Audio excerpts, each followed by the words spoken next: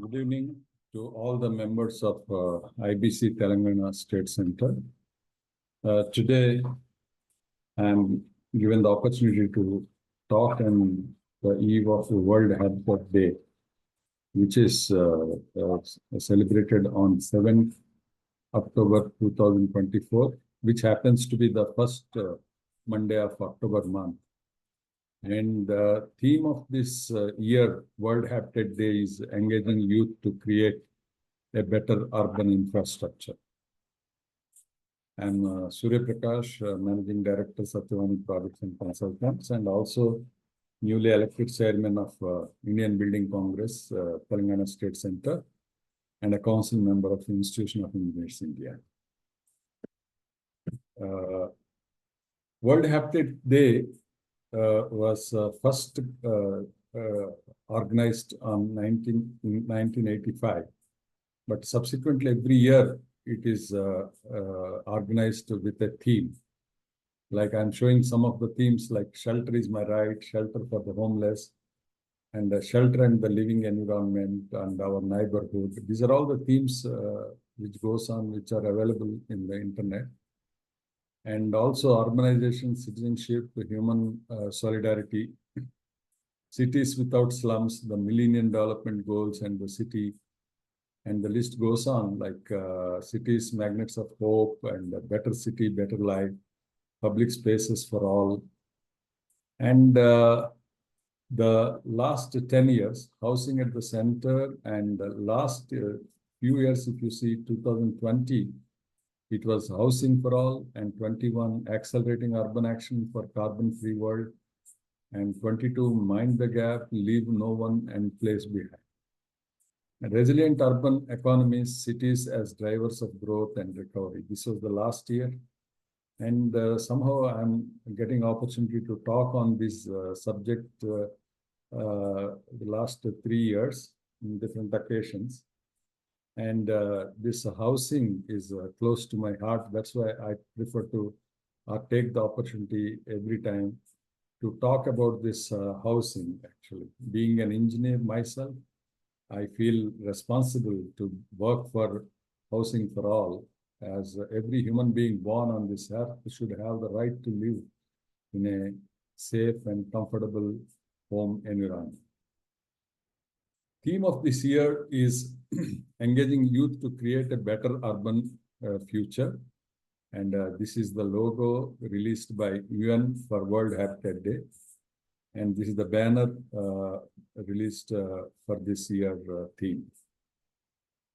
Urban economy, we all know, is highly dependent on service sector, housing, built environment, and cities are growing leaps and bounds in almost every country. And there are challenges associated with this growth. And resilience is the thing to be built in our engineering to meet the challenges like flooding or pollution, all these things. And we have to also keep in mind the drivers of growth, one of which is real estate and housing. And recovery from any slumps has to be also planned in the resilience. And the society also should have the resilience to meet these challenges, and particularly the youth in the current year's theme. Indian urban population is growing. Every year we can see so much so now it is almost touching 800 million population in the urban areas by 2050.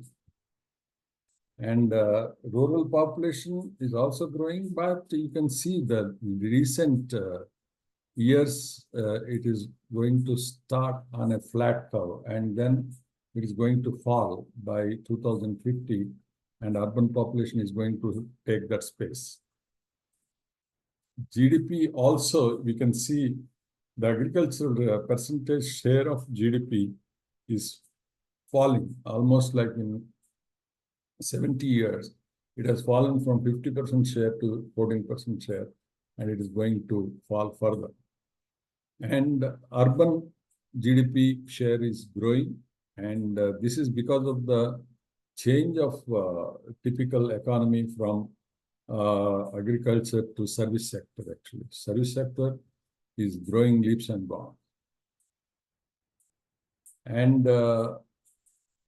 blueprint for urban India by 2100 is like 2047, 100 years of India. We have technology, which is citizen-driven governance and new age technology. Economic vitals, financing urban infrastructure, very, very important because of this growing urban infrastructure and the sustainable infrastructure development.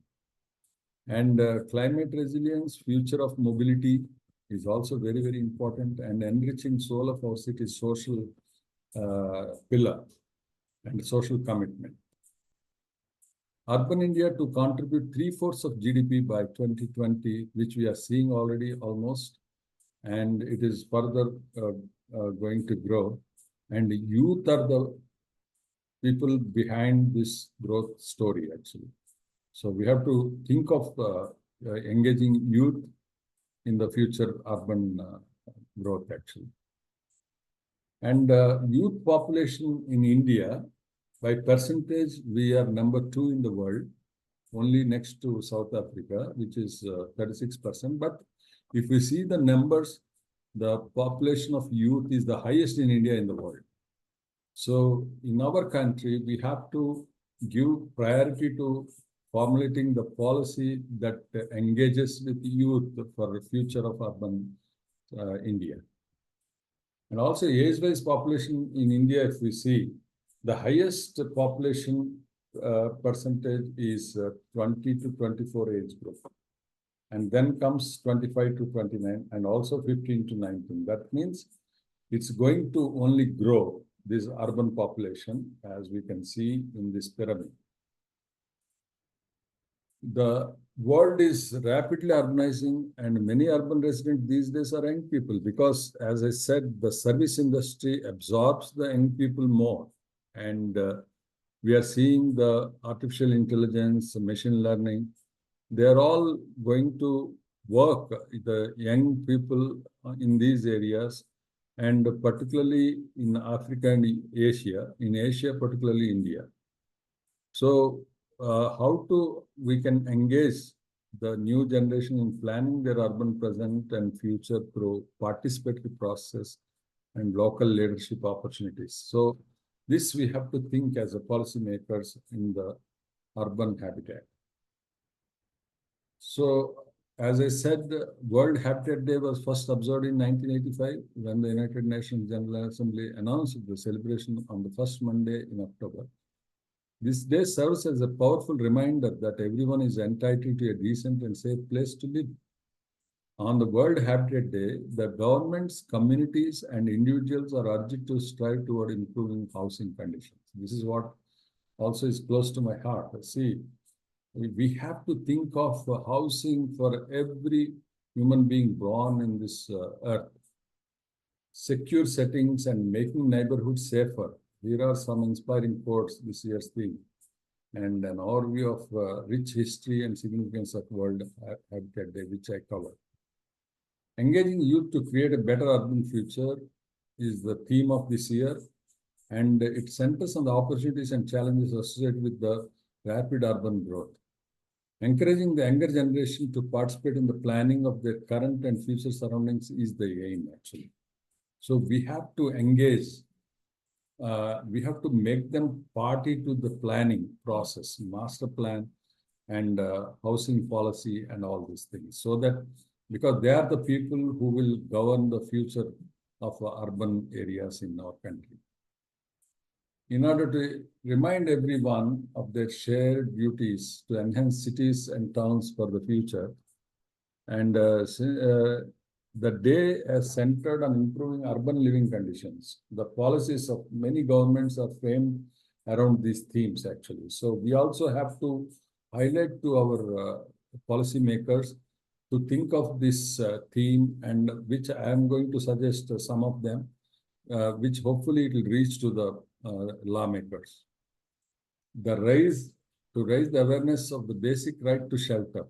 The people should be aware that they have a basic right to shelter, And this day serves as a reminder that everyone is entitled to a comfortable and secure home. It also contributes to increasing awareness of the significance of environmental preservation. Now we are also thinking of sustainable development goals of the United Nations in the face of growing urbanization. So this is a sad state of affairs in some of the cities. In India, we have 65 million people living in slums like this, and many of them have no roof above their head, even that is not counted. And these are the horrible conditions, despite of so many series of housing policies we are seeing over the decades by series of governments actually. Even though we have present government announcing the policy of housing for all and really releasing the funds for 2 crore houses, what is the stage of all these developments in different states? If you see, some projects are completed 80%, some projects are completed 90%, but none of them have reached to the real needy people. Government has spent the money, people have done the work, but ultimately we are not able to deliver the homes to the people. So this is a challenge before us. As engineers, we should alert the policymakers that the money spent has to be utilized. If it is to be utilized means there are so many housing colonies lying vacant, which are built for lower income groups and EWS. We all have to think about. And the slum living conditions are so horrible, actually. This is our future. These are our children. How, in what conditions they are living. And it is really saddening to note about this. And is it not our responsibility as engineers to work for them? And even on vacant lands, be it road, be it the railway track, people live on it because they don't have place to live. They don't have house to live. Who will take care of these people? And it is the government which has to formulate the policies based on our recommendations. Hunger, poverty, and disease talk. India's slum population as sustainable development goals are being ignored time and again. So governments have to take this housing as a policy, and it's not just announcing the policy, it is to see that they are delivered by construction with the latest technologies, and also they're occupied by the end user who are really needy, and also work on the slum redevelopment project seriously. So slums, if you see, the location of housing is very, very important. We have seen many government housing for LIG and EWS people developed on the outskirts of the city, but they cannot travel. They cannot spend hours of time every day traveling to reach their workplace where they are paid paltry remunerations like 10,000 rupees, 5,000 rupees. And how do we expect them to live in the outskirts and travel 2 hours a day, 4 hours a day? So it is very important to have a location of the housing for LIG and EWS near to the workplace. And employment proximity, every real estate development. In fact, we had a very good policy of the government making the builders and developers responsible to have 20% of the development allocated for LIG and EWS.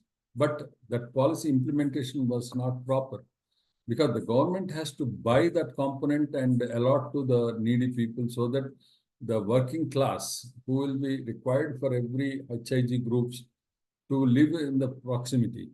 So that's very, very important, and the lack of commitment of this respect is affecting respective government. Failure of policy, victim deceived again and again, and they lost the trust. I have conducted the surveys by some of the students of civil engineering who have gone to the slums and interviewed, and they lost faith in the governments. They don't want to leave their slum. They are happy and secure in the slum only because at least they have a place which they are living. There are many cases of deceit that the people are taken out of the slum and they are not given alternate accommodation or permanent accommodation, and they lost their slum also. So slum rehabilitation has to be time bound, and has to be holistic approach, and with immediate relocation, only slum rehabilitation can happen. EWS LIG policy hijacked by developers lobby to just payment of fee. Now that policy of 20% has been changed in different states to pay just 500 rupees per square feet and get rid of that policy so that their profits are not affected. Habitat to be fundamental right of every human in the world, as I'm saying. We have to work, the policymakers have to see that it is made a fundamental right to own a house. And we are seeing the house price index always year on year growing. It has grown almost like highest of 25%, and now also in the toughest times, even 5% year on year. So the housing price index, if it is growing every year on year on an average of 10%, imagine how a poor person or even a working person, middle class people can own a house. It is becoming almost very far from the reality to own a house. So the governments have to come up with the policies that will encourage the youth to be affording to own a house. And the urban future and growth, particularly because I am from Hyderabad, I am talking about the Hyderabad city. Growth drivers are outer ring road, regional ring road, radial roads, elevated corridors, expressways. These are all being constructed. They are really making Hyderabad a step above other cities in terms of the basic infrastructure, connectivity, mobility. And this is the outer ring road, which is driving the growth of the city within the outer ring road. And growth corridors have been identified with the skyscraper zones, and they are really taking right shape. Regional ring road with radial roads will also make the city grow beyond the outer ring road. And we have expressways to cut down the time of travel in 3 radial directions at least now. Already airport side southern radial road we have, and eastern is under construction, and southeastern Sri Salem also is proposed by the government now.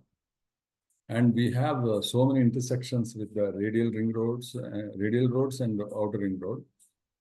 And Hyderabad city growth drivers further the schemes of the government or strategic road development project, strategic Nala development project for control of the flooding, CRMP, that is the maintenance of the roads within the city, and dignity homes, which are constructed but unfortunately not handed over. MMTS, multimodal transport, Hyderabad Metro, phase 2 announced already for 160 kilometers. High-tech city and pharma city or skill city, now the 4th city of Hyderabad. So these are all the growth drivers which will become the future of Hyderabad urban areas, and the youth to be engaged in these growth drivers. We have in Hyderabad 3 lakh dwelling units per annum absorbed. 5 years before, it was only 2 lakh units. And 20 million square feet of office space per annum is the absorption that is happening. So engaging youth to create better urban future, it requires startup ecosystem in Habitat. That means we already have a T-Hub in Hyderabad, T-Hub 2 in Hyderabad, but this startup ecosystem has to be also encouraged in the Habitat policy, that is housing. And sustainability in built environment also has to be worked upon to get towards net zero as per the present government's policy of net zero by 2070. Smart cities, though the policy is existing, but still it is far cry for a common man. Accessible city is also like differently challenged people or differently abled people. They have to have accessible city. Every policy to allow and encourage and allow only the accessible buildings and accessible private public places. So skilling is another big thing for the to engage the youth actually. And Hyderabad, particularly Telangana government, is coming up with the skill university, which is an encouraging thing. But we have to also enlighten youth that IT is not the only area. We have to skill in all the areas of construction and housing actually. Employment for engaging youth and entrepreneurship, that is the startups and entrepreneurship, which is possible in the housing and construction, social responsibility, economic growth.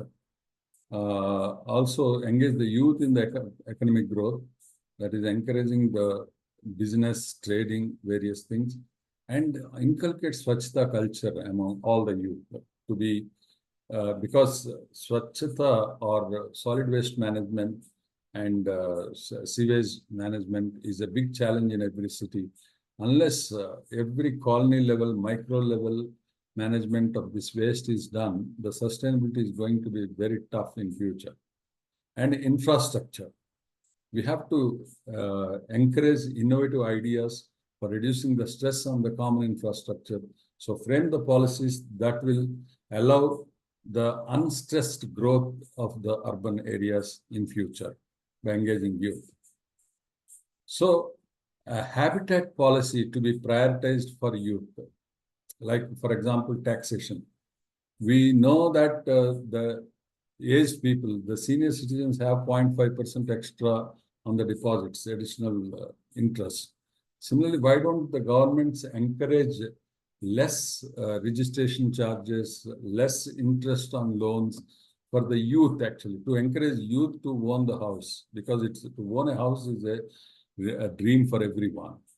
And create the sports facilities in the same area where identify the micro zones of these residential hubs and see that every residential hub has these sports facilities and also have the recreation centers.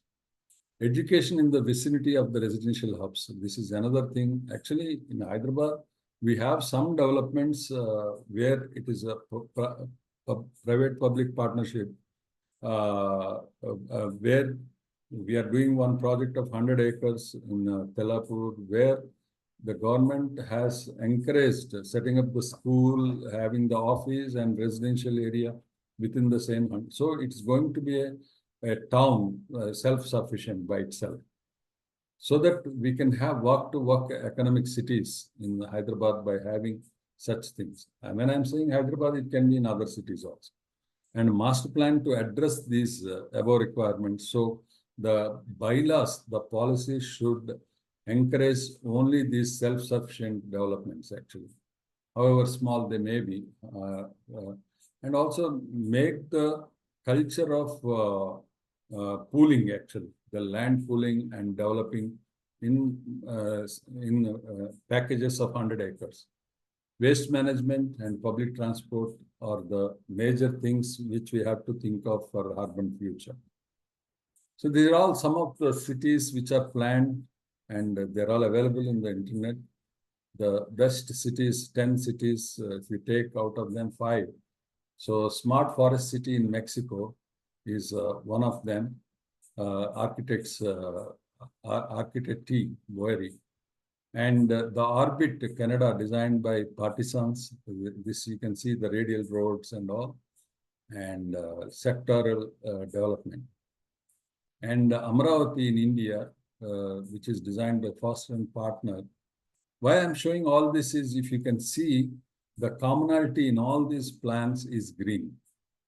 We have to incorporate the green space index in every construction, which is already there in Singapore, countries like Singapore, where you have to increase the green exposed area so that it will be having better sustainability.